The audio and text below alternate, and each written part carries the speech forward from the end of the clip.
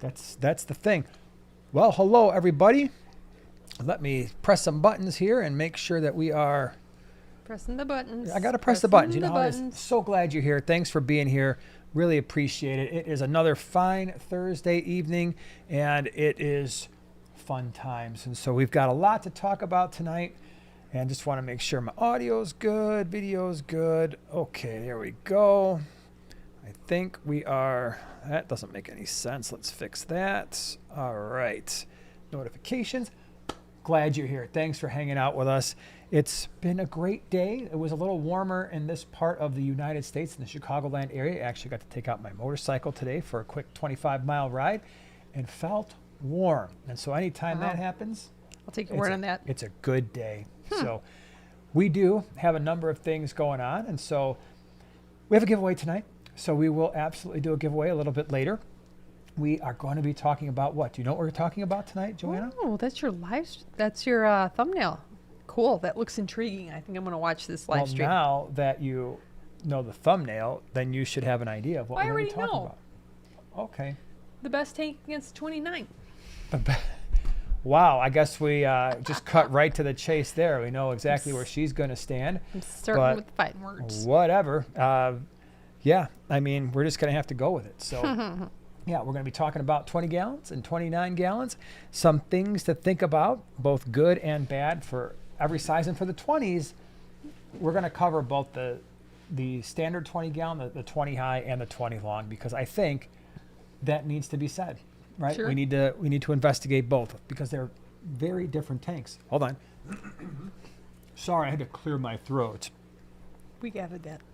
Well, okay then. So that's what we're going to be doing tonight, and of course we've got all kinds of other things going on here. So I am just going to be pressing some more buttons here, and now I see that all of the wonderful people from the KG Tropicals live stream are piling on in here. I'm just curious, for those of you who are on your way in, is that a cool thing? Do you think that's a cool thing that John and I have done, and of course Lisa and Joanna, with the whole Thursday night live, double back-to-back lives? Is that something that you're enjoying? I hope so, because they're different style live streams. John's got a whole lot of cool ideas, and he's doing all this. And we're just kind of we're old schooling it here, but yeah, I hope you're enjoying it. Let's see here. Want to say thank you to JR. Is that JR? So I'm squinting. I'm using my squinting eyes. Thank you so much for gifting 5 Primetime Aquatics memberships. We got 5 new Prime Timers because of you. Thank you so much for doing that. So like I said, tonight. Are you two brothers? Somebody just asked, are you two brothers? Are you guys bros? Some people have thought about that, you know. Believe it or not, no, they're not related. We're not. So yeah, like I said, tonight we're going to be talking about the 20 high versus the 20 long versus the 29, really. But I couldn't put all that in the thumbnail because it was just way too much. We do have a giveaway tonight a little bit later. Hopefully you'll enjoy that. And that's our plan. So everybody's here. We might as well get started. Michelle, thank you so much for the super sticker. Really appreciate it. Oh my gosh. I love it because on here it spells it out. Of course, here you've got the dance and pair, which I absolutely love. Well, wait, you got to read it. What it says. All right, hold on. No, we'll just put it. So I want everybody to see what we see. There you go. How about this? Will be fun. Yeah, ready? This will be fun. From Michelle, pair character punching the air with fist and bump written on his knuckles. Thank you. Funny? It's equally. Really appreciate it. Of course, when I look in the regular chats, it comes up as the way it's supposed to. Dude. So, yeah, a little bit different there. So that's kind of cool. Let's see here. We got. Let me go to my big screen. Man, I am just having issues today with my whole situation.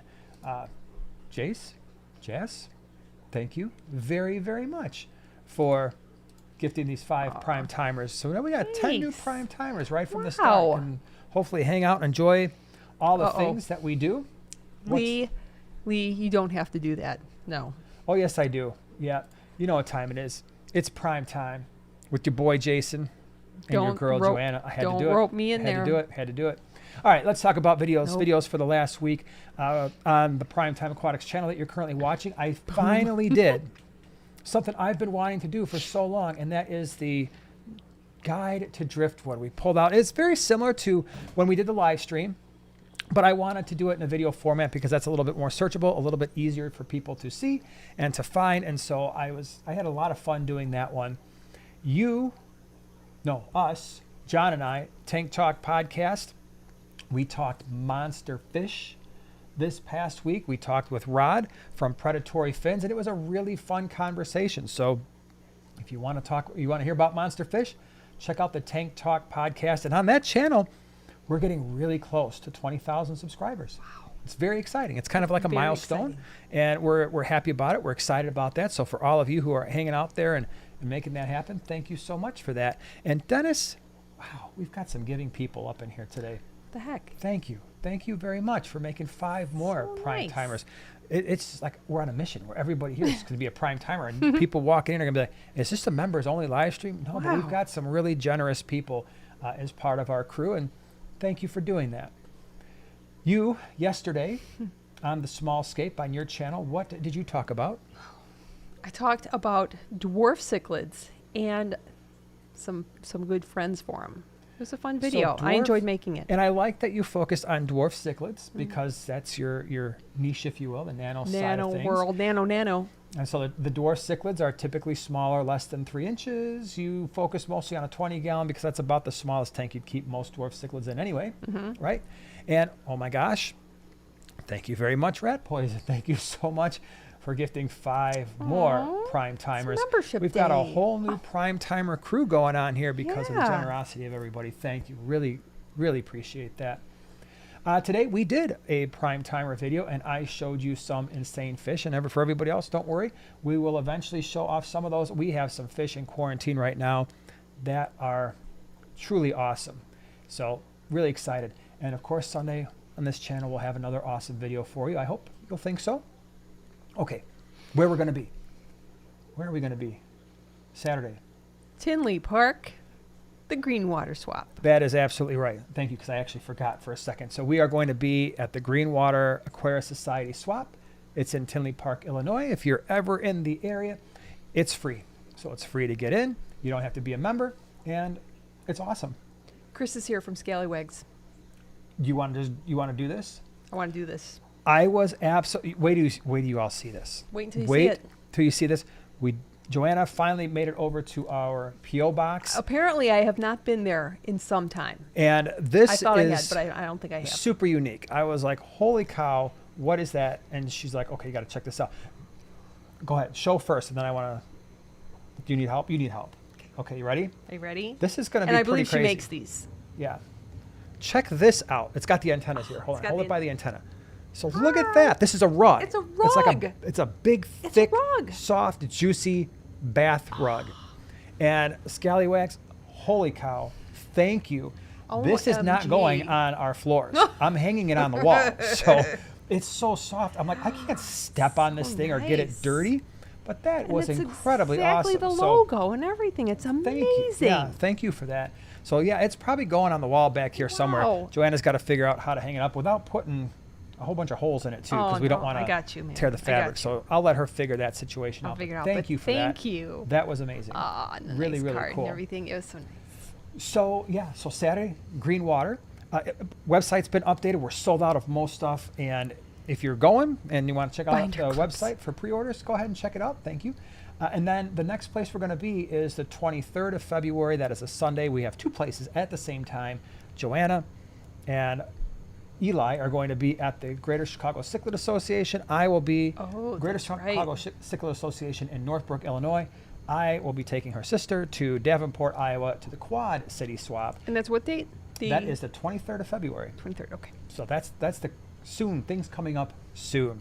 Okay, we have a subject to talk about tonight, and I want to get into it because there's actually kind of a lot here. Don't you agree? I do. Are you ready? You've got a lot. Yeah, I'm ready. Are you all ready? Today, we are going to be talking about, again, the 20-gallon versus the 29. And I think there are things, and I know a lot of you here have probably had one or more of these types of aquariums before. And I'm sure you've got advantages and disadvantages of each, and we just want to cover some of them. So in case people are thinking about these aquariums, there are some differences between them. It wouldn't seem like it, being separated by only 9 gallons, but there's a lot going on there. So can we start with the standard 20 gallon? Should Do we it. start there? Okay. Want to show you a video. This is a 20 gallon that we did. It had oh my gosh, Universal Rocks is kind of like a flat background, a big old piece of driftwood that Joanna put in there at one time, which was pretty darn cool. But for the 20 gallon, the standard, here's some things to consider. And I'm just going to go ahead and pause that video. Don't worry, it's not stuck. Just because I want you to see kind of the dimensions here. So the standard 20 gallon is 24 inches long. So length times width times height, 24 inches long, 12 and a half inches wide, and it is 16, almost 17, so like 16 and 3/4 inches tall. All right, so that's its general dimensions. If you've never had one before, it's a nice tank. Now, the good about the said 20 gallon, I think number one, of the tanks that we're going to be comparing right now, footprint, right? It's only 2 feet long, and so it's going to require the smallest footprint out of the aquariums that we're going to talk about. So that's something to keep in mind. If you've got tight spaces, the standard 20 high might be the tank for you. The other thing that I like about the 20 gallon, especially this size, the standard 20, is if you've got a really sturdy piece of furniture, a dresser, a very sturdy table, you can still put a 20 gallon on a piece of furniture. Again, provided that it is a very sturdy piece of furniture. Keep in mind, this is still something that's going to weigh 200 pounds. And so you have to make sure that that furniture can hold that weight. We found that a lot of our sturdy dressers, they do that just fine. I think did we have a 20 in the kitchen at one point? No, I think we only went 15, right? 15 gallon column. Yes, and then tiny ones like under. Yeah. Like 5 and under. So that's nice, right? In terms of space. But that would be pretty cool. Yeah. Like put a 180 or something. That would be something. If you are thinking about price of the aquariums that we're going to talk about today, it's the cheapest option, right? Especially because there's the 20 gallon kit by whether it's Aquarium, Top Fin, Marine Land. I'm sure there's new other brands out there as well, where you can get the lid, the light, the filter, the heater, a little net, and some fish food and water conditioner. That's going to be a fairly inexpensive way to go. So for people who want to get into a larger tank and they don't want to spend a lot of money, the standard 20 gallon high kit is definitely something to consider. The other thing I like is it is a very accommodating size for stocking options. We've done stocking options in 20 gallons. In fact, I think we did a live stream about that. Wasn't that last week? I think so. Yeah. So last week we did the live stream about 20 gallon stocking options. We've done videos on it. And so I like the 20 gallon. In fact, I would say for beginners, and I would love to hear from you if you agree, maybe you disagree, maybe you've got a better size, but I think for a lot of beginners or people who maybe had like a betta and a 5 gallon, the standard 20 gallon is a really, really nice option for a lot of beginners because it's giving you some legit stocking options at this point, right? Oh, I can do schools of tetras. I can do a centerpiece fish. And that's why the it's so schools awesome. can be a little bit larger, and you can go with medium-sized tetras instead of staying with really small type tetras and rasboras, right? So that's pretty cool. What do you think about aquascaping a standard 20? Good, bad, indifferent? I love it. Would you I like love to- it. Okay, why? Yeah, I think it's just a great size. It's big enough that you have some options of different hardscaping, different kinds of driftwood, but it's not so big that you're going to break the bank trying to fill it with rocks or driftwood or anything. And it's just a nice dimension. It's not like the 55, dare I say it. I just always have to throw in my dislike of the 55. Yeah, 55. Me and the 55 don't get along. And again, she's talking about the scaping aspect. Yeah. I think the 55 is great because you got a big viewing window You and a can like what 4 you foot want. tank. Sure. But I get what you're saying. From an aquascaping perspective, the just standard 20 is generally a pretty easy tank to scape and pretty easy tank to deal with. Now, I think the last probably advantage is of all the tanks we talk about, it might be the easiest one to equip. Okay, so Yeah. lids, lights, standard. Filters generally are going to work really well on the standard 20 just because it's only 24 inches long, and so any filter that's rated for a 20 or 30 gallon is going to work very, very well. You're going to use less substrate than the other tanks because it's a shorter tank that's the same width anyway. And yeah, I think everything is going to be pretty straightforward. Now, there are some bad things, I think. Okay. The downside to the standard 20, of course, and most of you have probably already kind of pointed this out, and that is the length. Right? Fish, generally speaking, will use the horizontal swimming space, right? Not Sure. as much of the vertical. And so of all the tanks that we're talking about here tonight, this is going to be the shortest tank. And so it's just something to keep in mind. Looks wise, I think it looks pretty good. But I do think that for some people, that more boxy appearance, maybe that's going to be something that's, I don't know, maybe is not as appealing as some of the other aquariums, right? But Okay. I do kind of like it. Any other bad things that you can think of? No. Nothing bad, huh? Trying to think if there's anything else that again, I think it's just the fact that it's got different dimensions compared to the longer tanks, right? Okay. Now that may make it seem like it's our favorite tank. Now for me, out of the ones we're going to talk about, not necessarily my favorite, but it's pretty good. Beto Great Lakes, thank you so much for beaming face with smiling eyes. Just a sticker. I just like reading them. I think it's funny. Thank you so much. Really appreciate it. Okay. Can we move on to the 20 long? Because the 20 long this is a mystery snail breeding tank that we used to have in a 20 long. Yep. A little bit different. Same number of gallons, same volume, but now it's a 30-inch instead of 24. Oh, look, there's me. What are you doing there? There's I'm two of you. Apparently, there we go. Let's do that. There we go. Because that was annoying. So the 20 long is, all right, apparently I have a lot to say where I just keep popping in here. So the 20 long is 30 inches instead of 24. So believe it or not, getting that those extra dimensions really helps. However, there's a big difference here.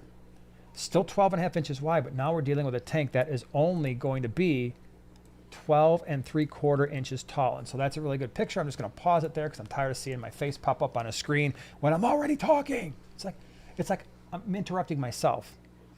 And I don't like that. Only one you at a time. Only one me at a time. I hope so. I hope you all agree because Can that's you imagine if you were a twin as well? Oh, scary. World Two com- of you running no, around. the world is only equipped to handle one of me. So I am fully aware of that. I agree with you. Like the standard 20, because it's still a 20-gallon tank, I think you could still make an argument that you could, a sturdy dresser, a sturdy piece of furniture, we're good, right? I do think that that is certainly an option. Scaping for you, yes or no? 20 long? Yeah. I love it even more than 20. So How- yes. Really? Yes. I was not expecting you to say that. Really? Yeah, it's true. So I'm you not like, normal. You like aquascaping a 20 long, even though it's only got that 12.75 inch height compared to the 16.75 inch height of a standard 20. Okay, I'm surprised that you said that. Maybe, and it could be because I've probably escaped the most of them, so I'm more Yeah. comfortable. They're more familiar, Yeah. maybe. But Okay. yeah, it's just my jam. That makes sense. So with it being a shorter height, your lights are going to do a better job of penetrating toward the bottom. If you've got plants and stuff that you want to be, dealing with an aquascape, still going to be super convenient when it comes to finding equipment, lights and lids and heaters, because it's got the same length and width as a 29 gallon, as we're going to see. It's just not as tall, right? So that's good. I do think that the 20 long, to me, would offer more escaping challenges because with the plants, it's a shorter tank. And so even a lot of your crypts are going to easily grow to the full height of the tank. So you have to be a little bit more selective with the plants, right? Yeah, or you just plan on moving them. The other thing too with the 20 long is, I wouldn't say it's complicated. It's slightly more difficult to eliminate dead spots in a 20 long with filtration than a standard 20 because of that extra 6 inches in length.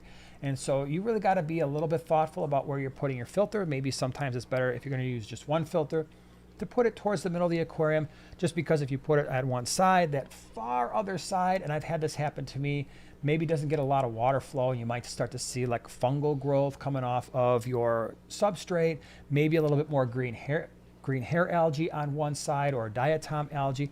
That can happen when the water flow is really struggling in one part of your aquarium. So just keep that in mind that you have to be a little bit more thoughtful with the filtration. What else? Anything else that's not the best? For the 20 long, that's not the best. Have you covered, like, you have to get special?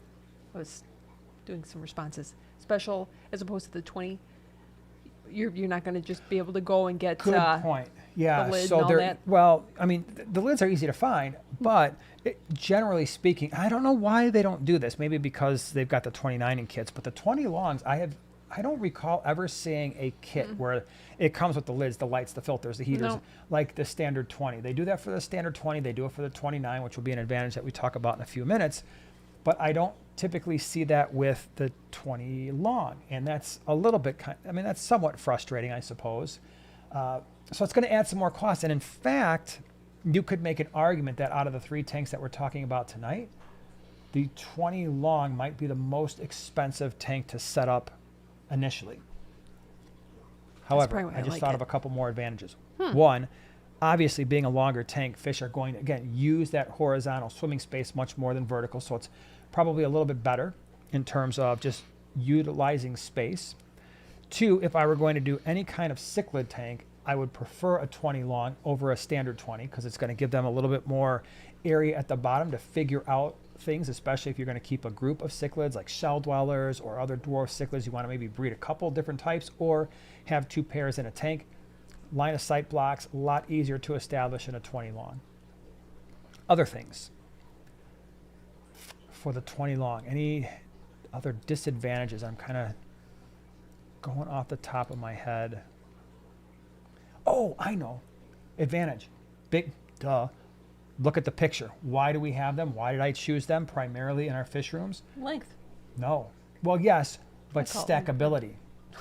So if you are someone who Yeah. is running out of space and would like to stack your aquariums, there is no better option, at least of the options that we're talking about tonight, than the 20 long. Because if you remember, when we've got the gallery behind us, but that wall where the 125s are now, we actually had triple stack tanks. There was 29s on the bottom, but then 2 20 longs above them, above the 29s. So we could have easily gone 3, maybe even 4 20 longs stacked up if we really wanted to maximize our space. So I know that's not something that everybody is worried about, but certainly that is something to consider. And I'm surprised you didn't mention this. There's another advantage that kind of goes along with aquascaping, but later.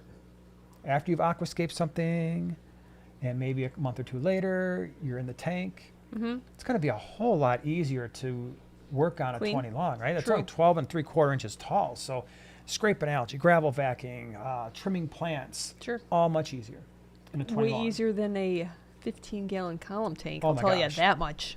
Well, that's all of these would be way You easier need than a like 15-gallon column tank. stretcho arms to get down there. Elasta arms? Yes. Yeah, you could be like Elastic Man. Elastigirl. No, Elastigirl. On The Incredibles. Oh, Elastigirl. I was thinking the stretchy guy from Fantastic Four. But I guess they would both accomplish the same Incredibles. task. Way cooler. So wait, this is. Granted. I wanted to read something that was very appropriate here. Okay. I want to give a shout out here. Who was it? Who said it?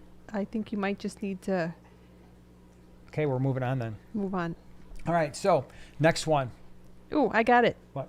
Lisa says, why doesn't anybody ever mention the hexagon shape 20? It wasn't a 20, but I No. do love the 20. I do love the hexagon shape. I don't know how long I had that tank, probably 20 years. Was it that long? Well, yeah, it was well before I met you. I had that tank when I was in my teens.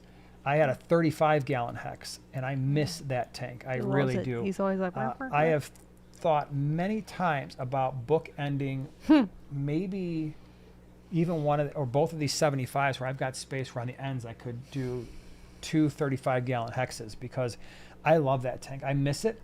In terms of stocking options, it can be a little bit challenging, but I really do miss that tank. He even tried to get me to put a hex up in my area. I did. It's true. Nice try. Okay, next one, 29. We got to talk about the 29. This is one that you aquascaped way back in the day. thick lip gourami, some brilliant green rasboras, some albino cory That cats. tank filled in really nicely. It did. It really did. A lot of jungle val in that tank And after a while. The Anubias, oh my gosh, they Yeah. were like jungle Anubias. So the cool thing about this aquarium is it's the same length and the same width as the 20 long we just talked about. It's just taller, a lot taller. So instead of being 12 and 3/4 inches tall, now you are at 18 and 3/4 inches tall. Fun fact, this is one of John, KG Tropicals John, one of his favorite size tanks. Really? And so we got into a big debate on one of the podcasts because it's not my favorite. Right? It's not my favorite, but there are some good things. You're getting extra volume. You're getting an extra 9 gallons. And by the way, the larger the tank that you have, often the easier it's going to be to maintain stable water parameters. So definitely advantage there for the 29 gallon. I will definitely say that. You're getting a larger viewing window, and I know that's what John from KG Tropicals really loves, that large viewing window on the 29 gallon. And I agree, of the 3 tanks that we're talking about, that is certainly a consideration. What else? Surprisingly, this is both good and bad. There aren't actually, in my opinion, a whole lot more stocking options for a 29 compared to a 20 long.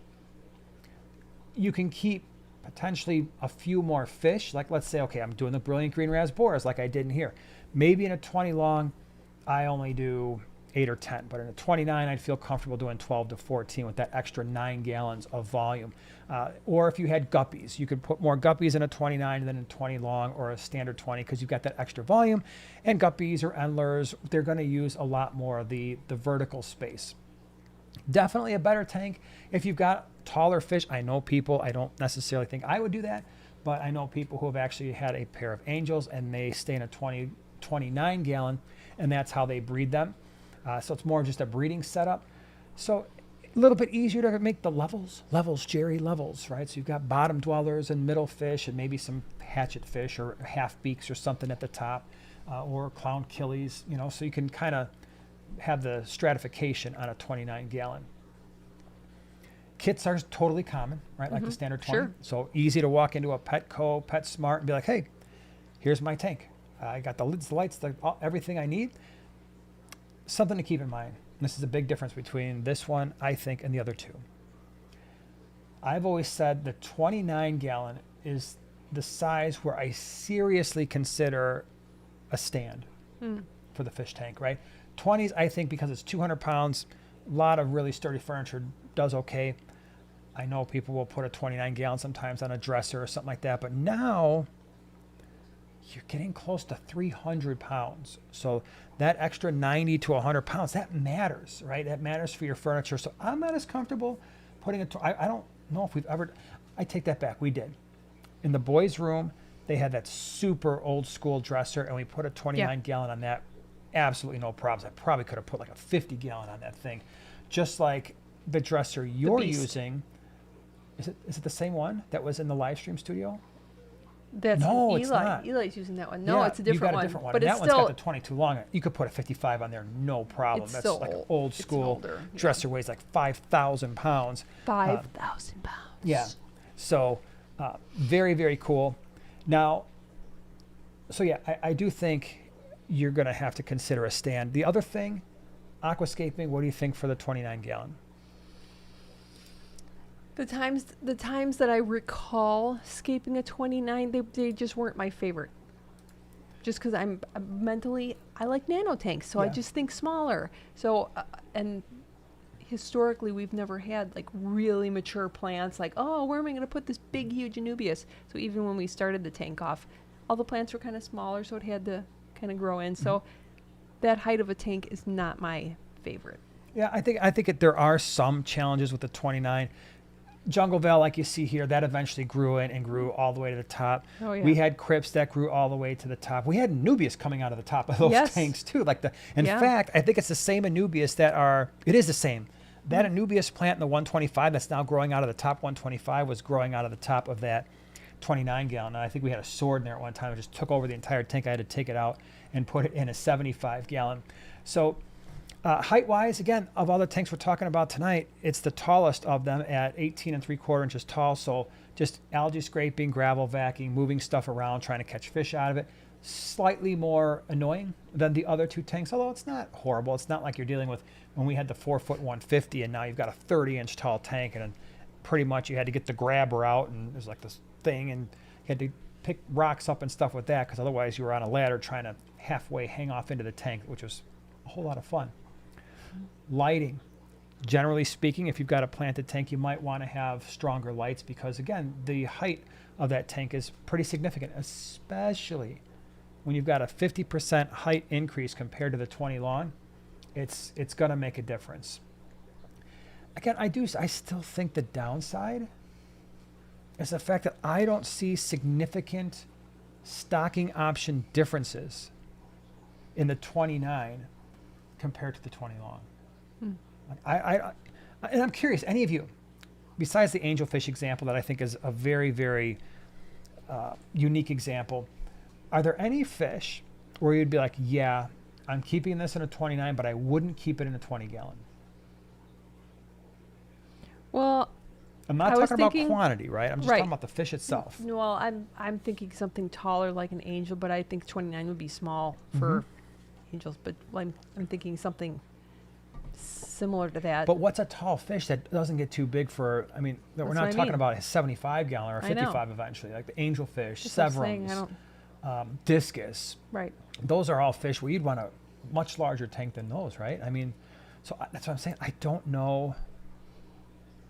Like that, it's absolutely required when you go from 20 to 29. I think once you go from one of those tanks to a 40 breeder, now you've really opened up some differences. In fact, I remember, I think at one point when we were doing our stocking options videos, I might have delayed the 29 gallon. And the reason why I did it, I was like, well, pretty much everything you can put in a 20, you can put in a 29. So a hospital tank for a discus, okay, that would absolutely be something. Yeah. But you couldn't keep them in there long term, but absolutely a hospital tank for a discus, I agree 100%. Okay. What about, a question, forget, was this you, Chris, that asked the question? If a 20 long is good or it would be better for like labyrinth fish? Great point. Yeah. So a little bit easier to get to the top. So, and yeah, the labyrinth fish, so your bettas, your gouramis, not having to swim. Although I haven't found it to really matter. So better is relative. Yes, it's better because they're not making a trip quite so high. But my gosh, I've kept all kinds of gouramis, bettas, in a 4-foot 150 that was 30 inches tall. They lived for years and years and years. I will say, I think where it really makes a difference, like noticeable difference, the frogs. The African dwarf frogs that we have, because we've got them in quarantine right now, and I purposely put them in a 20 long so that they could just pop right up and come right back down. I think that one, or if you had some of the like the Spanish rib newts, like we used to have, they're so cool. If you haven't ever looked them up, look them up. Spanish rib newts, I think I had them in a 125, so that was a tall tank, and they again lived years in that tank. But ideally, you could put them, and those get pretty big, but a shorter tank, like a 33 long or something, or a 20 long would be better to start them out in, right? Okay, I talked a long time last week, so I don't want to do that again this week. So that was my, I think, differences. Do you have any more you want to add? No, I don't think so. If you had to pick one out of the three, what are you doing? So if you could, hold on. I want to hear from all of you out there. Yeah. All right. You get, let's see, one of the three, standard 20, 20 long, or 29. You can only have one type for the next 10 years. You can do whatever, you can have as many as you want, but you can only have one type. What are we picking? That's what I want to know from all of you. Standard 20, 20 long, or 29. You can buy as many as you want.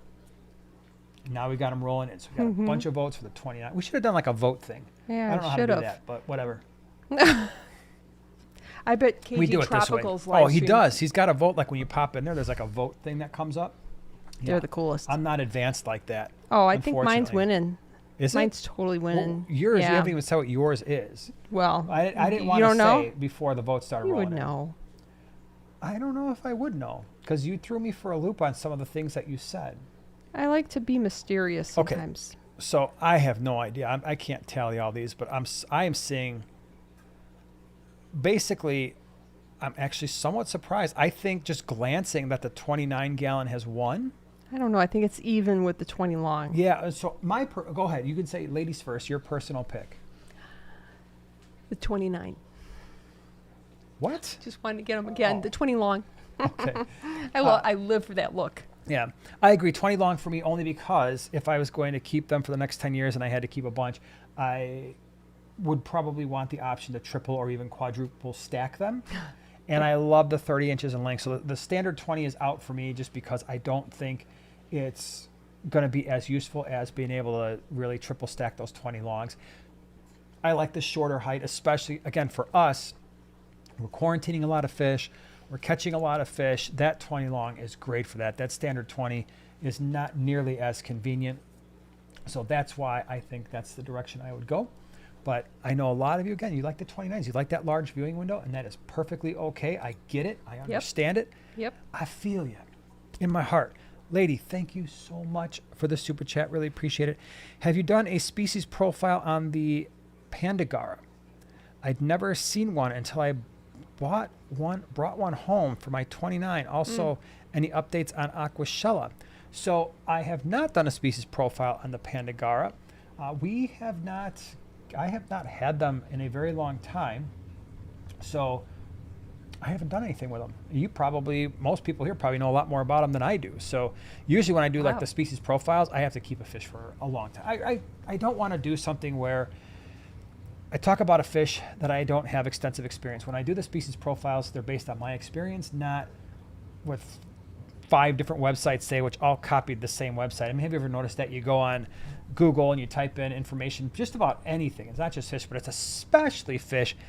And it's pretty much, you've got one source, whatever source came out on the internet back in 1999 or something like that, or first one out there, and then they just copy paste, change a few words so they don't get in trouble, and it's all the same stuff. So for me, I just want it to be what I know based on hopefully years of experience.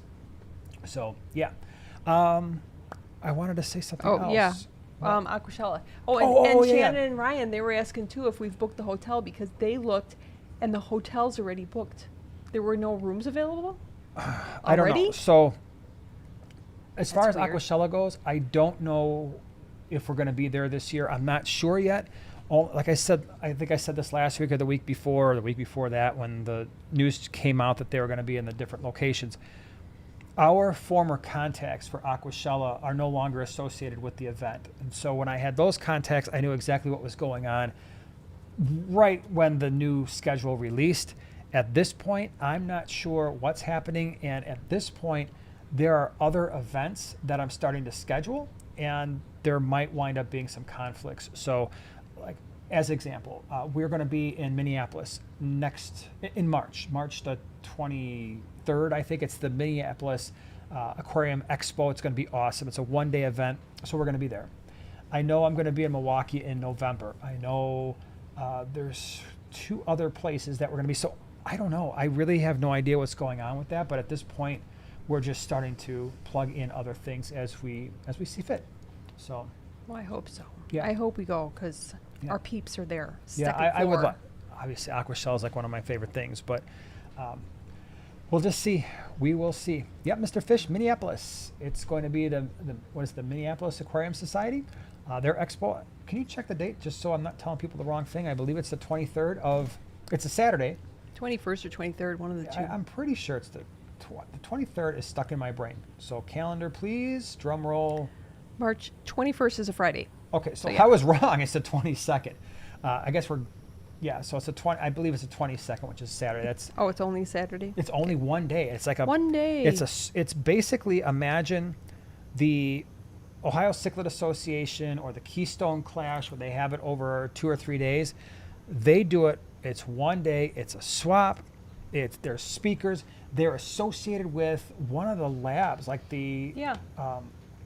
I really should know. I'll get more information, but it's going to be cool. As soon as I have all the promo materials, I'll put it out on all the social media stuff. So yeah, that's the story with what's going on there. Oh, and Sky wants to know Milwaukee. What's going up in Milwaukee? Oh, Milwaukee is like I said, that's not till November the 21st, and that's just one of their meetings. So the Milwaukee Aquarium Society, which I'm really super excited about. I haven't been able to get up there.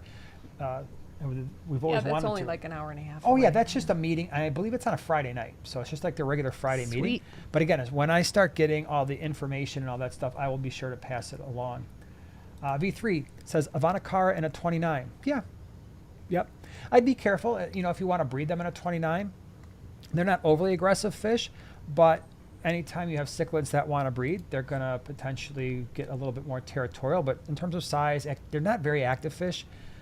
If you want to see what Avanacara, for those of you who are curious, if you type in Primetime Aquatics, Jeff Michaels, I think that's what I called it, Jeff Michaels Fish Room Tour, he had a tank in there with Avanacara etiquetta, and it was, those fish were absolutely Crazy. beautiful. Were they crazy cool? There was one other place I saw him, but I don't think I got him on film when I did Jason's Fish Room Tour years ago. So what was his, I think it was Jeff Michaels Fish Room Tour. I'm pretty sure that's how I titled it. So Beto, thank you so much for the super chat. Greenwater Swap has rare live bears, question mark. I don't know about rare. Right. GCCA. No, lots of guppies. No, I don't even know if they do. Like rare live bears to me would be like the Godeids. Right. They don't have those anymore? I mean, doesn't Oh, you know right? what? Yeah, thank you. Yeah, GCCA, Greater Chicago Cichlid Association. Well, but Bob Sternfield's going to be at Greater Greenwater as well. Bob Sternfield is the president of the Chicago Live Bearer Society.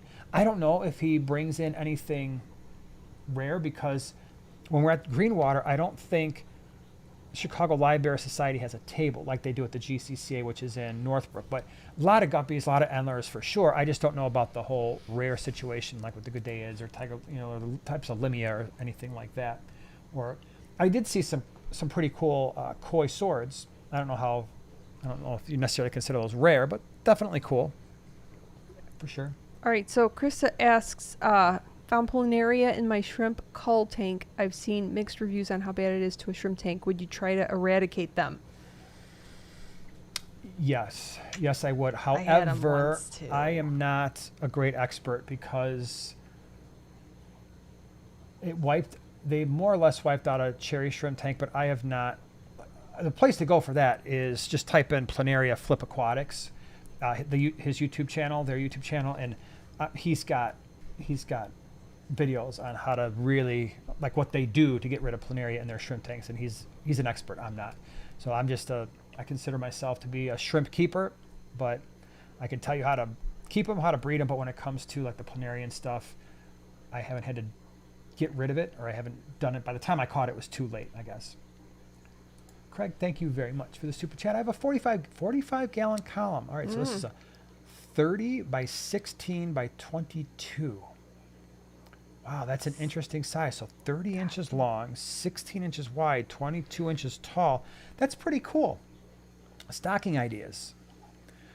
What would I do with that tank? So I would treat it similar. Really, what I would do, and it sounds weird, but I'd probably treat it similar to a 29. Yeah.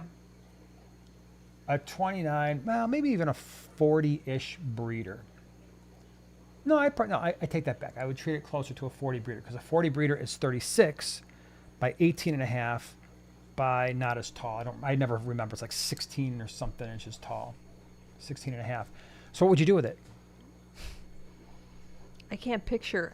I first of all cannot picture the tank. Well, I'll tell you what I would do with a tank like that. So there's a number of different options, right? Option number one, utilize the height, and you do like a live bear tank. So that it's a big enough tank where you could have a colony of mollies, right? It's a big enough tank where you could do platies. It's a big enough tank where you could do a whole mess load of endlers or guppies. So if you want to go the live bear route, totally an option. Okay.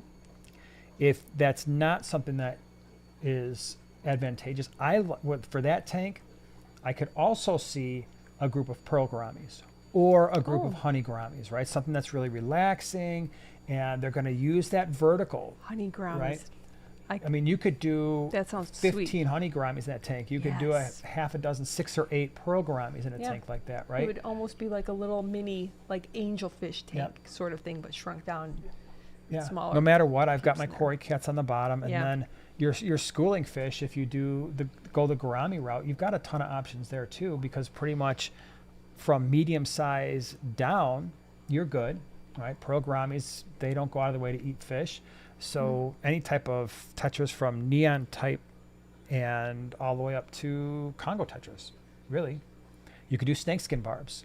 That'd be pretty cool. Cherry barbs would be really cool. I would stay away from the fin nippy barbs, no tiger barbs. Probably stay away from the melon barbs, clown barbs, that kind of thing. But that's that's my thought. Leslie, thank you very much for the super chat. Really appreciate it. Glad you're hanging out with us. This is a good one.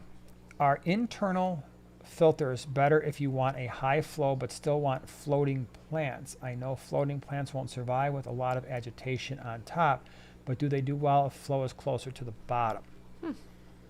That's a good question. So that is a very interesting question, and I see where you're going with this. So there's a couple things. It's going to be challenging to get an internal filter that is sized properly for the tank to flow towards the bottom, unless you were to take that, instead of doing it vertically, you do it horizontally and then push it towards the bottom. Now, there's some things to consider. So yes, you'd probably have more luck growing your floating plants. That I see where you're going with that. That's a distinct possibility. But I think there's other issues that may pop up if you try to take the internal canister filter and get the flow closer to the bottom. When you think about the behavior of most fish, when they want to sleep, when they are wanting to relax, when they're wanting to get away, a lot of times they go towards the bottom of the aquarium. So if you, for a lot of you, go ahead and turn on your, when your lights are off, you turn them on right away. Your fish are often going to be like stuck in the plants. They're going to be stuck in the rocks. They're going to be stuck in the driftwood or near that structure, but it's often going to be lower. And the concern would be if you've got the flow fairly strong, which you're absolutely right, the internal canister filters do produce a lot of flow. I think they're going to stress a lot towards the bottom. I'm thinking about longfin fish too, guppies, bettas, that kind of thing. I think you could potentially wind up with a situation where, oh yeah, I've grown some really awesome floating plants, but my fish are really struggling in the aquarium. So great question. And I don't think I've ever had to think that through out loud, but yeah, a strong flow at the bottom may not always be an ideal situation. Alrighty then. Yeah. All right, let's see. And we got to do the giveaway. Holy cow. It is, I did not realize it was so late in the stream. I am slacking off on my job. Slacker. Okay. All right. Y'all ready? Y'all ready for this? Okay. Tonight's giveaway is because of one of our channel sponsors, and I'm sure you know them well because we talk about them often. It's Fritz Aquatics. And Fritz Aquatics, we've been partnered with them for years. Why? Because we use their products, and then we had a conversation like, oh, I'm using the products anyway. I really enjoy them. They're high quality stuff. And so then we formed a partnership, and one of the things that we do with these partnerships is make sure that we can get stuff to give to you, to try out, to promote the stuff that we're using in our fish room all the time. And this is one of those things. This is the fresh and salt water, so it doesn't matter if it's fresh or salt water, Master Test Kit. I love these things.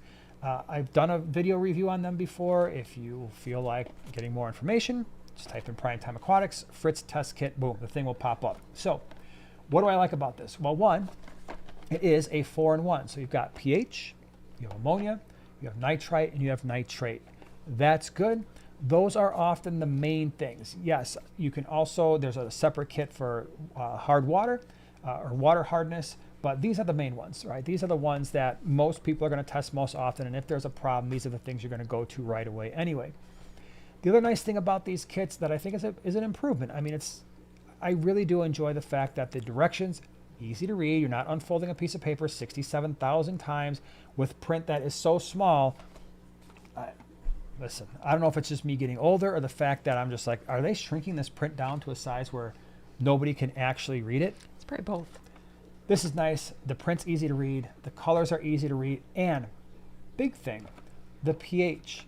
It is a wide range pH, which means you don't, inevitably, I don't know what happens, but every single time I test pH and there's a high or a low set of reagents, it's like falling in the middle somewhere. So then you're busting out, okay, now the low range pH is too low. I got to go to the high range, but I'm on the lower side of the high range. So this one, it's got a wide range. Super convenient, I think. So Fritz Aquatics, awesome stuff.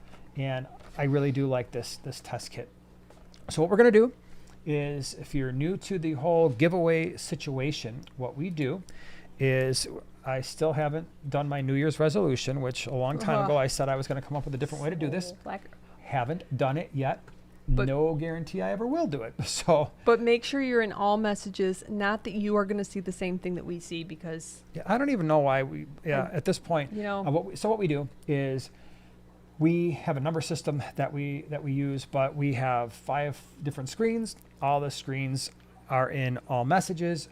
We make sure all of our screens are agreeing with one another. Even though you type in your message, your number, it's still going to prioritize the things that you put in the chat. So it might look like you are the first person, but sometimes that is not indeed the case. In order to win, you got to live in the continental United States, because we don't ship outside of the U.S. because we're lame. Let's see here.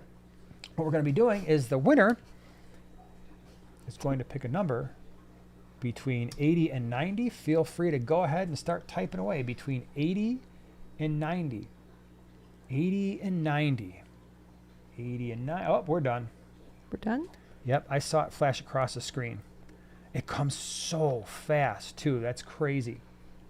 You all were ready. You all had a number typed in. Some of you are like, it's not even a number that they're asking for, but it's okay. Oh, yeah. On. Now we got to scroll. And so I've got this. Okay, I'm going to do a discount double Yeah, check well, we got before I some more even look screens at to look yours. at. We have more screens to look at. So let's see. I just want to make sure. This is the part where we all wait, because it would be sad if I didn't do that. Okay, yeah. So, Okay. Dennis, ask John. I know. I just talked to him today too. I talk to him pretty much like almost every day, and I I'm gonna never text seem Lisa to and be remember. like, "Can you please have John?" Actually, no. You can just do that. Is this your? Yes.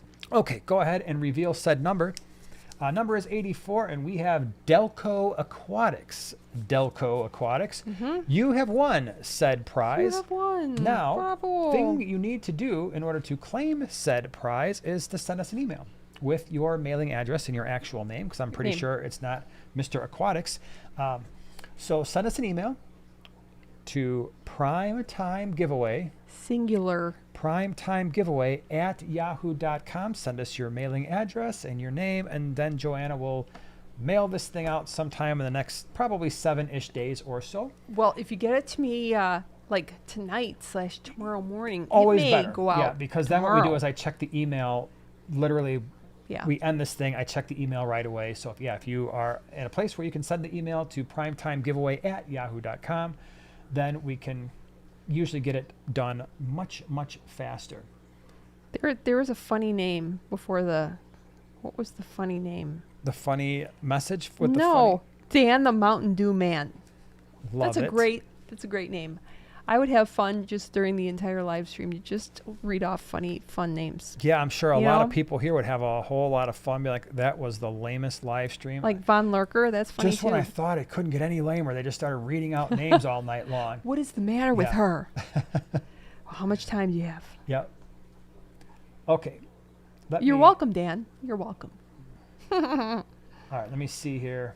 Oh, by the way, if you have questions, comments that you want us to see, great idea is now to type them back in again, because, as you might imagine, with all of those numbers that just flew in, I can't scroll back to the beginning of infinity of when we started this live stream. So once the numbers come in, they kind of fill up our chats. You can only go so far back. And then all the good questions, comments, stuff like that, well, I'm trying to go backwards, and I can only go so far. So feel free, start leaving the questions. That's too funny. Fishy Business says, I can't read the nitrate color on API for my life. So here's that's an interesting comment, right? So the colors. I don't care what test kit you're using. It could be the API, it could be Fritz, it could be Tetra. To me, it doesn't matter. I am not trying to read these things and get the absolute exact number for any of it. It's not my concern. I'm trying to get a rough estimate. So when it comes, the one thing is like for ammonia, if it's not showing 0, then I know, okay, there might be an issue there. But and same with nitrite. But when it comes to things like pH or the water hardness test, that's not part of this test, but the separate ones, or nitrate, you can get a pretty decent estimate. Like, all right, well, this thing is it's certainly reading higher than 20 parts per million, but it doesn't look like it's over 40. Irrelevant to me. I'm going to do water changes and make sure that it's a color that is closer to the 20 parts per million when I get to my next water change. So don't stress out. No matter what you're using, don't stress out and try to be exact. Just get close. What say you? Well, I say, all right, Rat Poison says vacuuming algae off of a sand substrate is tricky. Any tips? Wait, say it again. Hold on. Oh, you're going to answer. Go ahead then. Yeah, do you want me to read it again so you know what I'm I was reading a different comment. So that's okay. See, now you know my world, right? I know. Okay. Vacuuming algae off of a sand substrate is tricky. Any tips? Okay. I would say, yes, use a comb if you can, just like combing the sand because it'll get stuck in the tines. Or you could also try a toothbrush, but I think that would work even better is one of those straw brushes or like a bottle brush, but the straw brush with the really skinny. If you were to bend it and then like it would get all like snagged up in there, that's what I would do. I wouldn't vacuum because you're going to be pulling up, depending on the grain and size of the sand, you're going to be pulling up the sand sometimes, and then you're just getting really frustrated. But see, I do. All right, so a couple things. One, if you have a thick grain of sand, which is like then there's no problem. red flint sand, or most of the sand that we have that came from Carib Sea, with the exception of like that real white, the white fine powder. Most of the Petco, PetSmarts, boom, gravel vac right into the sand. Just keep an eye on it. Make sure the sand grains are not going in the gravel vac. But if you have a small grain sand, I always do the swirl method. So I'll take the gravel vac, and let's say here's the surface of the sand. Gravel vac is going to stay about this far from the surface, and I will swirl until I'm kind of whipping the stuff up and it's getting sucked up. Obviously, you have to be careful because if you swirl too hard, then you're going to start sucking up the sand too. But the swirl method to me is pretty good. I mean, that's how we keep our sand tanks for the most part. The ones that definitely have like the pool filter sand that we used when I first set up the fish room, we still have some tanks with that. Not the best. It was a really light, in terms of grain size, a small grain size and a light sand, and it's a little problematic. So we have to do the swirl thing. So that's how we deal with it in the fish room. Your way with the comb and all that stuff is also effective. Oh, good question, Robert. If you're feeding the new Northfin food with the 3 times astaxanthin, have you noticed a visual difference in color at all? I am feeding that food, but it's not something I feed every single time I feed fish, because what we do is we rotate the foods. So for instance, I'll give you the real world example. Last night I fed, my big guys always get the food sticks. So they're always getting the food sticks. Then I go around the fish room, and anybody else who needs kelp wafers, so my plecos, my cory cats, my shrimp, any type of like my roseline sharks, now the clown loaches, there's a whole group of them. They're so cute. They're in quarantine in a 20-gallon. They are. Oh my God. And they go, so cute. Like one of them will start, hey everybody, let's go this way. And then they stay there for a second, and the other like, hey, let's go this way. And they just keep doing it back and forth. But anyway, they are already taking to it. So kelp wafers.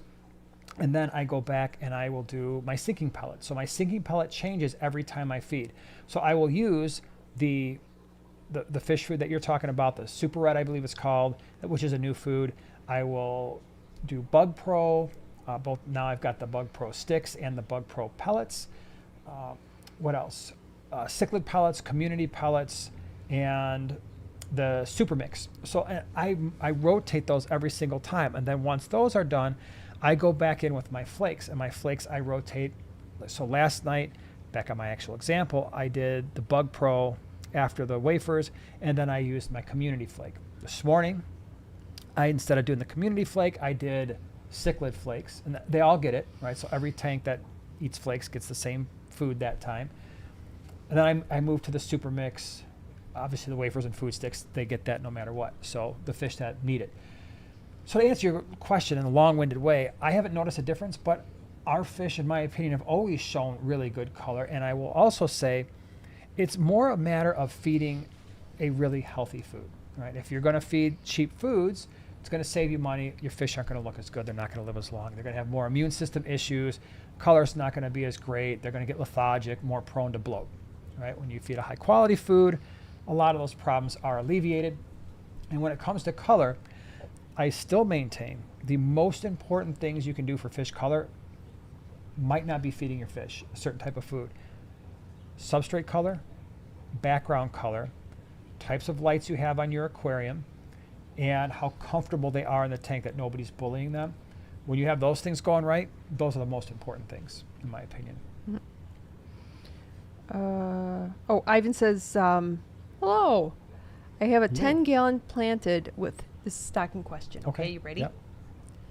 10-gallon planted with 6 CPDs and cherry shrimp. Just wanted centerpiece that's not a betta or honey gourami. That's the problem. Once you added the shrimp, I think the centerpiece idea is mostly gone, because the smallest of centerpiece, whether it's a sparkling gourami or peacock gudgeon, they are going to absolutely hunt down juvenile and shrimplets. So shrimplets and juveniles are most likely going to go missing, and it's okay. So in that respect, it's like, okay, I've got this shrimp tank, I've got this nano tank. What you do is you find a schooling fish that can kind of be your centerpiece, right? You can still have, I know it's not the same thing, it's not that individual fish with all that personality that's kind of doing its thing, but honey gourami will for sure pick off shrimp. Maybe not the adults all the time, but I don't trust them. And people ask all the time, are there any cichlids that are shrimp safe? Not a single one. I do not trust any cichlid type around any type of invertebrate, period. So that's snails, that's shrimp. You might get lucky sometimes with like really large snails, but I don't trust them. Rat Poison, thank you so much for the super sticker, character appearing from being behind a cloud saying hiya. Thank you. It looks much cooler in the chats where, the actual dude is doing his thing. But I just think that's funny too. All right. Matt Flash, hey. Stocking options for a 45-gallon. So it's 4 foot long, 18-inch wide, 12 inches tall. Wait, say that dimensions again? 45-gallon. That's an interesting size. 4 foot long. Yeah. 18-inch wide. Wow. 12-inch tall. That's a very interesting size tank. Yeah. That is getting not that. I mean, that's cool. It's kind of like, it's just a wider version of a 40 breeder. Or not a 40 breeder, I'm sorry, a 40 long. Mm-hmm. Wow. So I like schooling for a tank like that. I like things like the Emerald Eye Rasbora, the Rummy Nose Rasbora. You in a tank like that, melon barbs would be pretty cool. Because they would be constant motion back and forth. Odessa barbs would be another one that I think would be pretty awesome. Congos? Congo tetras would be a very cool one. So I'm thinking, again, what are those fish that are just going to be kind of going back and forth, right? You could do the pearl gouramis with something that size. That would look pretty nice as well.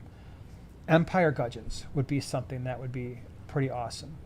Of course, a big school of some type of a cory cat or a small loach, zebra loaches, that kind of thing, would be pretty nice.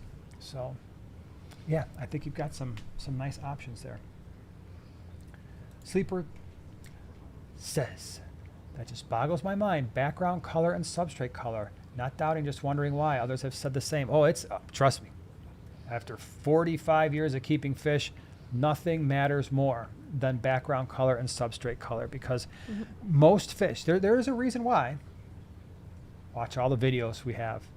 The overwhelming majority of our tanks, I paint black. 2 125s behind us, painted black. 75-gallon over by Joanna, black background. The low boy, I don't have a background because it's in the center of the room. The tank behind my head over here, the 75-gallon Buna tank, that's got a rock background from Aqua Decor, which I really like, But it is, I had choices there. I could have gone lighter rock. I went with a darker gray. Fish just feel more comfortable. Usually, not always. There are some fish where you put them on a dark substrate with a dark background and they muddy up and they look terrible. A really great example of that just comes to mind right away are the rainbow cichlid. Rainbow cichlid has got this gorgeous yellow to them and a little bit of black stripes. You put them on a light substrate and their colors just pop. They look amazing. You put them on a black substrate and they just muddy up and start looking brown.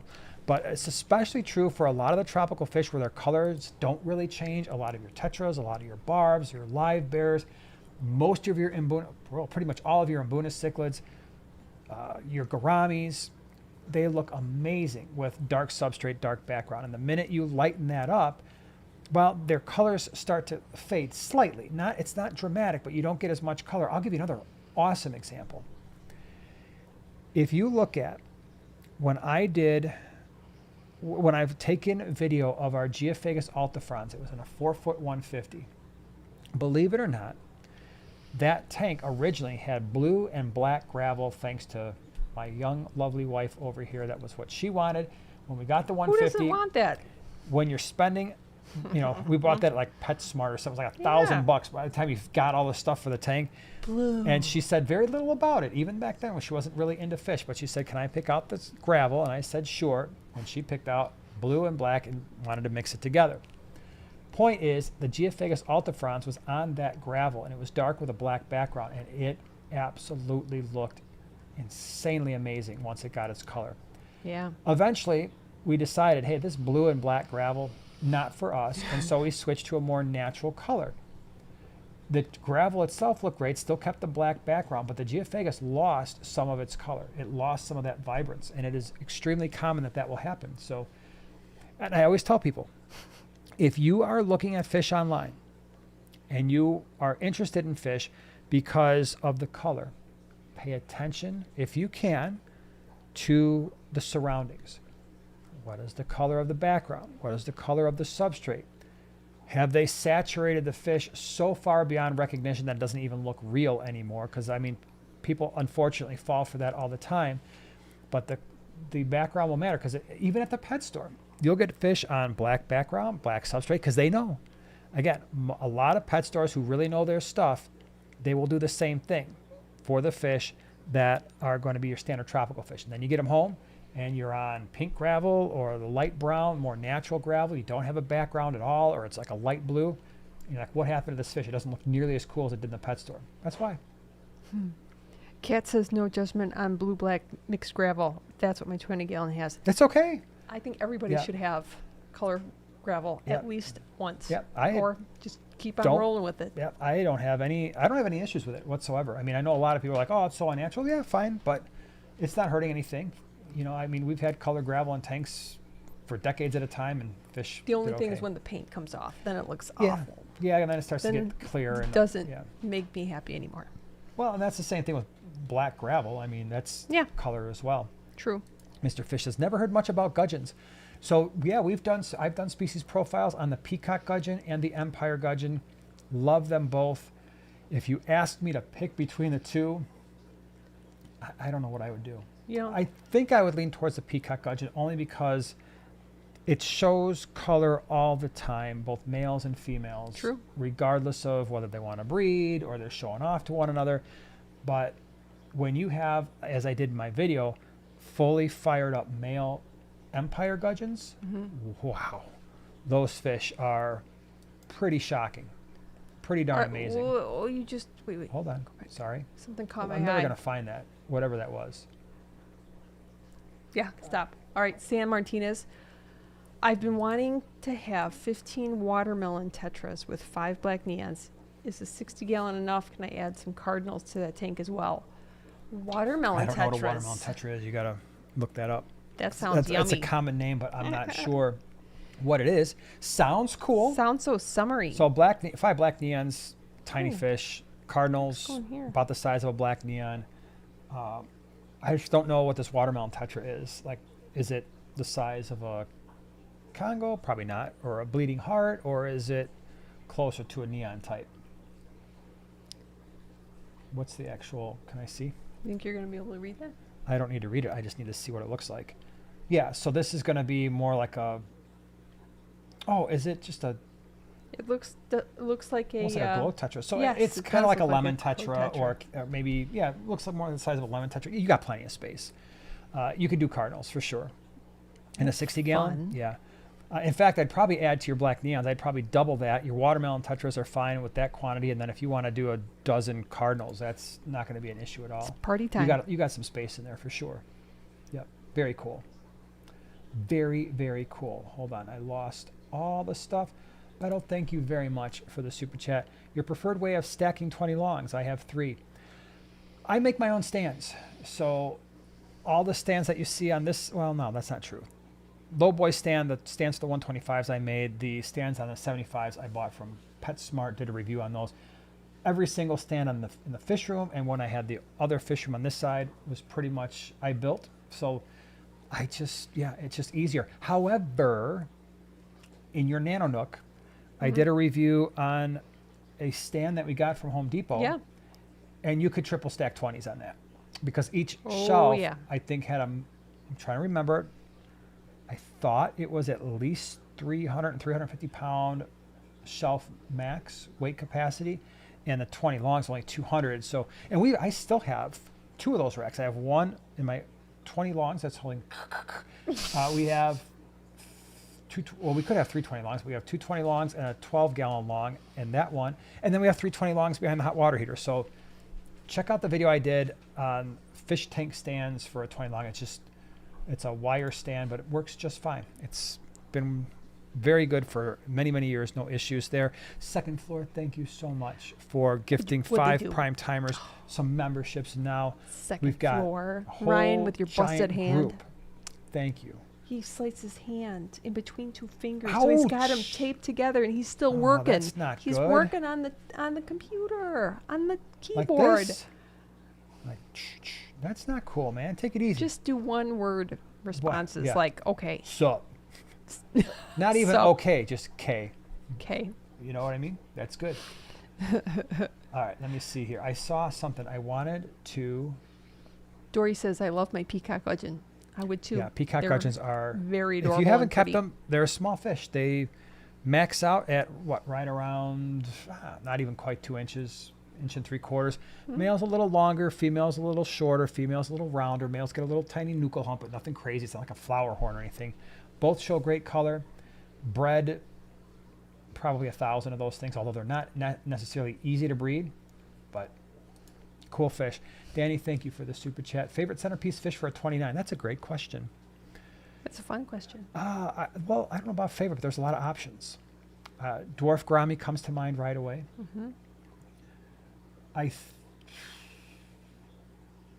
Could you do a single pearl? Maybe. I think you've got options for cichlids, all the dwarf cichlids. So rams, apistos, crebensis, right? Those are all really solid options. You got anything? Thinking. But those are, yeah, I mean, those are good ones right there. Empire gudgeons. Absolutely. Yep. Empire gudgeons would be a very cool option. Thick-lipped gourami. Yeah, that's what we did in that 29 Yeah, that we had. that's thick what we lip. had. Yep, absolutely. For sure. Yeah, you definitely got some room there for that. Manny, thank you very much for the super chat. I've got a 55-gallon with 4 emerald cories, a pearl gourami, a pair of electric blue acara, hillstream loaches, a Bolivian ram, and 1 angelfish. Ideas for schooling fish. All right, so our schooling fish has got to be big enough not to get eaten by the electric blue acara or full-grown. Did I see angels? Or did I just make that up in my head? Yeah, 1 angelfish. So, okay. I've got 3 that just popped into my brain. Do you have any? I'm thinking. They probably won't be the same as you, so go ahead. We'll give 1. For whatever reason, the first one that popped into my head, black neons. Okay, that would be cool. That don't would know be a why. nice contrast to some of the fish that are in there, unless Yeah. the angelfish is just the standard black and silver. I like the rummy nose rasbora. I think in a 55-gallon, you could easily put 15, especially with these stocking options. Yeah. You could put 15 to 20. Just make sure they're big enough that they're not going to get eaten by, especially if your electric blue acara is full grown. But the rummy nose rasbora would be 1. Do you have another one? What's everybody else? What do you Um, think? Put something in there, everybody. Snakeskin. That was one too. Immediately came to mind. A snakeskin Ah. barb would be gorgeous in that tank, Be especially gorgeous. with that. Yeah. I was also thinking about the Congo Tetra. Mm-hmm. Yeah. What else you got?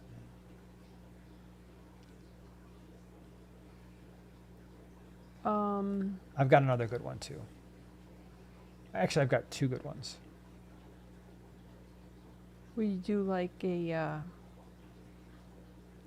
Go ahead. Actually, I think don't know I if think I they'd would- be I don't cool in know if I would do combination. that. What Go if ahead. you did the lemon Tetra Mm-hmm. and the candy cane? Oh, see, that's what I was going to do. That was going to Like, do the candy canes. what if you did 10 of each? That would be pretty striking. Like a lemon Tetra with that bright yellow. Candy canes has the pink. Yeah. That would be pretty cool. If you wanted to as well, I mean, unless you're, none of those are real finippy. So I think the only caveat is that that's a veil tail. I still think most of those fish would be fine. Mm-hmm. The Serpe Tetra would be a nice contrast in that one too. So just some options for you. Veil tail cherry barbs, that's cool, especially the albino cherry barbs. Or, albinos? Yeah, those would be cool for sure. Teddy Sunrise says black neons are awesome. Yes, they are. I think they're one of the more underrated fish, and they're super hardy. They are. If you're looking for a fish that's gonna, it's a small fish that is gonna shoal, not super tightly sometimes, but it's just, man, it's a good looking fish. I have Teddy has a school of 10 with 10 white cloud, 10 reed tetra Okay. with a pearl gourami and blue balloon belly ram as Wow. centers. Clean up albino bristlenose pleco, pandagara, and yellow shrimp. Nice. Eric's love got, yellow ruby shrimp. barbs for that Oh my 55. Yep, gosh. ruby. Oh yeah, the ruby barb is a good choice. Very cool. Rat Poison says that bike ride you did today has you energized tonight. It was, for those of you who ride motorcycles or you just have a hobby like that. It could be snowmobiles. I don't know, but when you have to take time off, like we had to Scrapbooking, knitting. put them up for 2 months, just to be able to to say I was able to ride in January. This is why, like my buddies who store their bikes, they'll store them at the Harley dealer. I'm like, put it in the garage. Oh, I don't want to leave my car out. I'm like, man, my car is out all the time. Put the bike in the garage, because there are times in January and especially in February in the Chicagoland area. Sunday's supposed to be 54 and mostly sunny. We gone. We We're gonna be go. out. Buenos Aires. Buenos Aires is an interesting fish. I've actually got a group of 15 in the 75 gallon. They're really They're pretty. with Mbuna. I love them. They school quite nicely when you have them in a big group. But the Buenos Yeah, I Aires, love you've got to watching keep them in a big group or they will pick each other off. And my only concern with them is sometimes in the wrong situation, they can be very, very fin nippy. So I actually really like them with the Mbuna cichlids. I brought them out because for the longest time I was having, and you can actually see them in the corner over here, they would hide all the time. Yellow labs, Solosi, it was so Bunch of frustrating. Chickens. But I took my own advice, and I'm like, and I remember even sharing this with the prime timers in one of my Thursday videos. I'm getting ready to get rid of these fish. Like all of them. I was going to start over with that tank, just like I started over with the barbs. And I said, well, you know what? Let me take a step back. I'm going to try one thing. I'm going to put some dither fish in. We got those. I did not buy those Buenos Aires. They came as, they shipped them in with some of the other fish I ordered. I didn't order them, so I was like, okay, well, now I've got these fish. And it hit me. I'm like, they're going in that 75. Yeah. It's my last ditch effort to get those Mbuna to working out come out, well. and boom, it worked marvelously, and they get along very well. Grass says, I thought you were calling me a weatherman. I take advantage of the weatherman. I'm like, the weatherman? What do you want me to do to the weatherman? I'm like, oh, the comma. The comma was really important, and you used it properly. I just don't know how to read it. 9:18 at night, apparently. Poor guy. Ooh, good question, Diesel. Tank quality Diesel question. I placed an order for a 60-gallon breeder made by Aquarium. Any idea what the glass thickness is? And are these good long-term solution tanks? It's for my L240 Pleco. I don't know what the thickness is. I've got a 60 breeder when I did the 60 versus 75. I talked about the length, the height, the width, and all that. But the thickness is, it's not as thick as the 75s, I don't think, from what I can remember just looking at it. I also don't really worry about it. Maybe I'm unusual. Maybe I should. Maybe I'm just not sophisticated enough to worry about it. But people ask all the time, where do we get our aquariums? The same place everybody else does. I buy them at the Petco, dollar per, now 50% off sales. I got the big ones from a local fish store, but they're the same types, the Aquarium type Marine Land and all the Magitarium. When they go on sale, I buy them. So far, we have only had one tank in the last, well, ever for me, leak, and that was a 75 gallon. It happened about maybe a month or two after I got it. I bought it from PetSmart, emptied it, took it back, said this thing's leaking. They replaced it without any questions, and that was that. But I'm not overly concerned. So yeah, I wouldn't worry too much about it. I think they'll work just fine. CJ Rucka says, I have a 20-gallon long. I am wanting to put 6 hatchet fish and 2 rams. What do you think of that? I think that'll work. I think that'll work just fine. Maybe for the hatchet fish, I mean, you can do the silvers, but check out the marble hatchet fish too. They're a little bit smaller and might be a better choice for the 20 long, but the silvers are fine. And the rams are mostly bottom dwelling fish. I think they're going to ignore one another. I think it's a good mix. Dennis, thank you so much for the super chat. What do you think about adding Bolivian rams and Congo tetras? I think it's fine too. Provided that for the Congos more than the Bolivians, but I would prefer to have the Congo tetras and maybe a 40 breeder or larger, because they do get pretty big. That is a tetra that is easily going to be 3 inches. And again, you want to keep them in a nice group. When I did the species profile, I thought the way that Melanie had kept those in that, I think it was like a 75 gallon. The tank doesn't need to be that big, but it was a nice large group. And if you're going to have a bunch of males, I think it works better with a larger group. But the two should get along. Again, I think they're just going to ignore one another.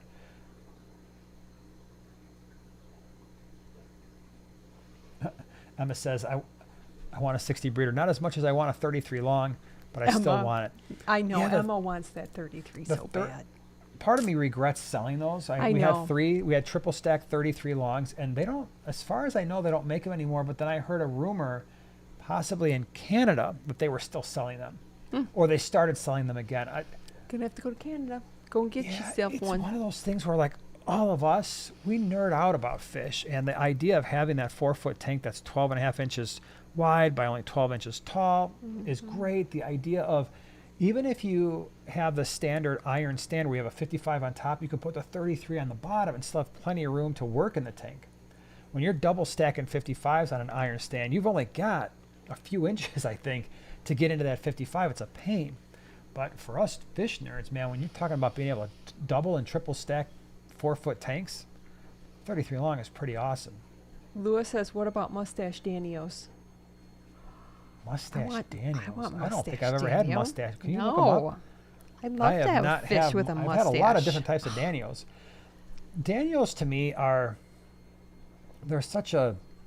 they can really either cause me a lot of consternation or be rather enjoyable depending on the group I have. So I've given up on the standard Danio because I cannot keep them alive. I don't know if it's their genetics. I don't know if they've just been overbred to the point that they are just a mess, kind of like some of the store-bought guppies. We had the Fireline Danio not that long ago. I liked that fish quite a bit. And yeah, that was pretty cool. Trying to see if he really has a mustache. Thank you so much for the super sticker. Pear character with lovely dovey eyes, blowing red hearts in the air. Thank you. Yeah, I read that. Do you see it? Oh, it's a cool fish. I don't think I've had those before. I like it. I'm sure it's active and crazy like the rest of the Danios. Although we not technically, we do have Danios in the gallery right now. We do. 2 giant Danios in that. They think they're rainbow fish. They do. They follow the rainbow fish everywhere. Shirley says, did you get the red cherry tetras? Yep, I did. They're in a 40 breeder right now, and there is not a ton of them. I think there's about 40 of them. So the last group of fish I got in got some really awesome, unusual fish, but the quantities are going to be very limited in the next swap, because I wanted to get more rare fish, but not as many of each type. Sue says, I have 333 longs. I scoop them up when I see them for sale. Yep. That's what you have to do. You Yeah. just have to find them on Facebook Marketplace or OfferUp or wherever you get your used fish tank supplies, and hope for the best. Running water. Consternation. Nice. Thank you. It's my word of the hour. The word of the hour caused me great consternation. Darlene says, I have a 55 gallon with 8 Congos, 8 Bosemani. Can I add 2 bristlenose? Sure. 3 Panda Gara? I'm thinking about the Panda Gara because if they were really, really small and your Congos were really full grown, I wonder if they would go missing. But I think long term it'd be fine. Yeah, you got a lot of space there in that tank. Jamie, thank you very much for the super chat. Suddenly, Hydra. I've got some Hydra too. 6 gallon long, 10 green neons, no cleanup crew. Loved your video, stopping Daphnia. Sparkling Rami. Any other tips? Prefer to avoid chemicals. Yeah, for sure. Avoid the chemicals. They're pretty rough. I don't really worry about the Hydra unless I'm breeding fish or I've got shrimp. So don't be overly concerned about it with your green neons. They're open water swimmers. The likelihood that they're going to get messed up by the Hydra is pretty low. Sparkling gourami could be an option. Honey gourami is another option. In a 6 gallon long, that's a long tank. We have 6 gallon longs, and those were at least 24 inches long, right? If not, yeah, it's a 24 inch long tank. So even a honey gourami in there, that could certainly help. Sometimes the snails, like the mystery snails and stuff, will help a little bit. Neorites a little bit more even. But yeah, you just stop feeding the live baby brine, stop feeding the Daphne. It's not necessary anyway, and it will go away. And Joanna's pea puffer 12 long, we had some Daphne in there. It's just because, some Hydra in there because I was feeding live baby brine, and then it once you stop doing that or cut down it, make sure that they're only getting enough to eat, it works out okay. Okay. Oh, I finally made it to the bottom of the thing. That's pretty awesome. I cannot believe it. I finally made it there. I think we got time for 1 or 2 more, huh? What do you say? Oh, yeah, sure. Ryan says, what would you think of a 10 gallon with under gravel filter, dwarf sage, anubias for plants, cherry shrimp and guppies? I think it would work just fine. I don't use under gravel filters anymore just because if I ever want to change stuff out, they can become kind of a pain because you got to basically tear the entire tank down. But if you like them, that's something that appeals to you. They work just fine. They'll work just fine in a 10 gallon. And I think for your shrimp, it's going to be a safe option. The only thing you got to consider is for the uplift tubes, the elbow, make sure that there is something to block any shrimplets from kind of getting curious and crawling down there and then winding up under the under gravel filter. But other than that, yeah, I think it'll work just fine. Leslie says, I wish they would make a comeback. John and I did. It's probably one of the videos where we got the most comments, and I never ever anticipated it to be that way, but we did an entire podcast on the Tank Talk podcast talking about why under gravel filters went away. And from my fish keeping experience, I remember when they came in and I remember when they went out. And oh my gosh, you would have thought that I kicked a cat. Like I purposely went over and kicked a bunch of people's kittens or something like that. There are people who are very, very, very loyal and very attached to their... Wow. I have never, on that channel, because I will go through the comments, and John does once in a while too, I have never had to block people and delete so many comments where there was like swear words and name calling, and I'm not putting up with that. Filter? If someone's got a personality where they feel they gotta swear and call people names because they have an opinion on a piece of fish tank equipment, I'm like, you're not part of our community. That's it. I'm not dealing with that. So, wow. Since I watched the podcast, but holy cow! Then you saw the comments. People had. I just have so many feelings. She doesn't even go here. Yeah. So, I don't know if they're ever going to make a comeback. There's a part of me that wants to do a tank with an under gravel filter. One, because we've got the air system, and two, I think it would be a good throwback tank. I do. So there's some downsides, but I understand why people like them too.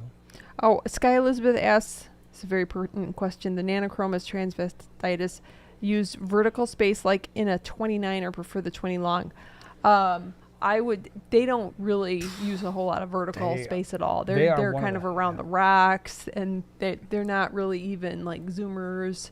They're just pokers. They are absolutely, most cichlids most dwarf cichlids like to stay near the bottom of the tank, but I would say those in particular, they like hug the bottom.